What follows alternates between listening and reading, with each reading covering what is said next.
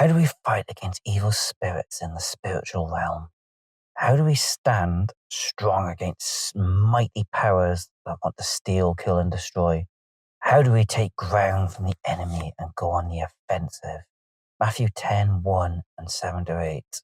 And when he had called his 12 disciples to him, he gave them power over unclean spirits to cast them out and to heal all kinds of sickness and all kinds of disease. Verse 7. And as you go, preach, saying, the kingdom of heaven is at hand.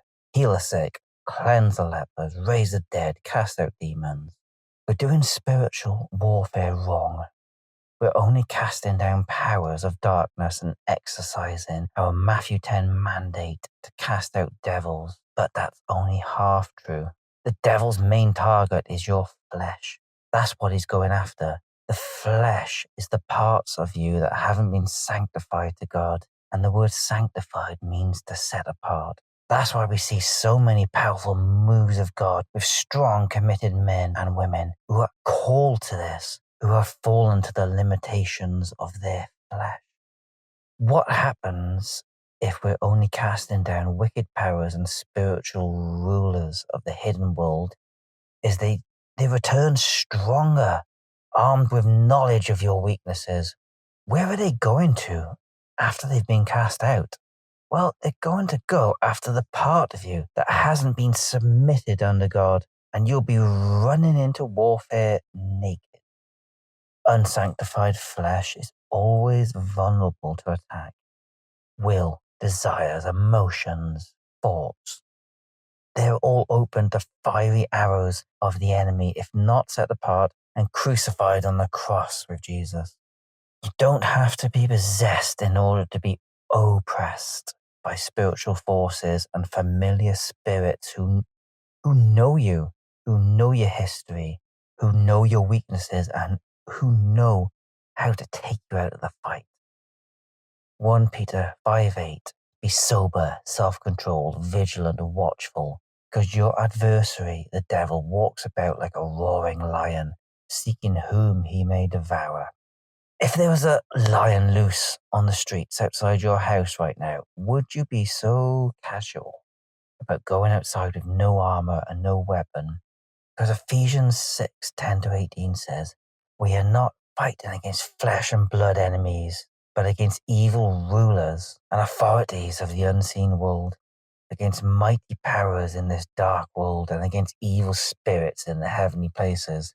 There are spiritual powers which govern and control geographical strongholds, who influence the minds of people and steal, kill, and destroy. And if we go after those unseen things, we have to make sure that we are confident in our ability to swing the sword and the shield God gave us.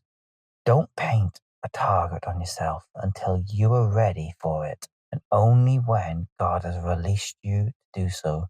When our enemy is displaced from his throne, we have to be ready for them to come after us. Ephesians 6:16-17 is our key verse here. This is what everything else hangs on. Hold up the shield of faith to stop the fiery arrows of the devil. Verse 17. And take the sword of the Spirit, which is the word of God. The word used here is the Greek word rhema, which means utterance or spoken word. It's literally the voice of God. Take up the sword of the Spirit, which is the rhema of God, the voice of God, the spoken utterance of God. It is a completely different word to what the Bible uses for the written word, which is the Greek word logos.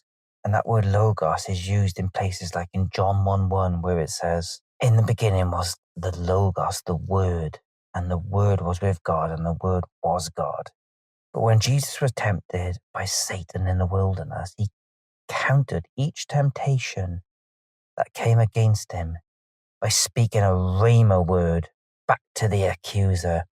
Literally, the Greek word for Satan is accuser. In Matthew 4:4, Jesus said, man shall not live by bread alone, but by every word that proceeds from the mouth of God. We need the written logos word, like we talked about in John 1:1, for foundation, something to stand on, something solid. And then we need the spoken rhema voice of God for direction when he says turn left, and when he says turn right, and when he says go forward, and when he says go back. That is the rhema voice.